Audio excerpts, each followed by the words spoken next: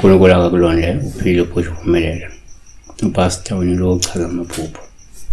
Le number ke sense ngoba remember ngoba uyanikela kwi-channel kuphela. On WhatsApp.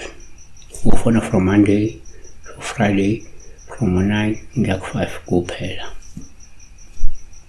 Simangele sithokoza mkhulu ngicela ubuze kuchaza amaphupho amasambana angcolile. Asesakeni lasendlini.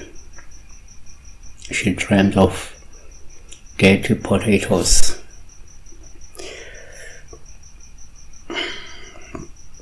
Nake singakusho 1 ngokujwayelekile amaphupho amazambane uphawu lokuma engcolile lokhu ngasho ukuthi kungenzeka unayo inhlanhla kodwa isadinga ukuthi ubuhlambulule lobunhlanhla bakho. Yabo 2 kwesinye isikhathi amaphupho amazambane uphawu lokuma engcolile lokho ngasho kungenzeka ukukhombisa ukuthi ubunhlanhla bakho buvaliwe ngemithi okuzodingeka ukuthi usukume uthole isixazululo ubulungise lobunhlanhla uzophumelela. Hawo 3 kwesinye isikhathi amaphupho awuyenzeka number 3 amaphupho amasambane ubuphawu boma engcolile luhlike kumenze ukukhombisa ukuthi ingcebo noma imali okanye ukudla kuzofika kuphela ngemumva kokusebenza ngokuzikhandla nokunqoba ubunzima.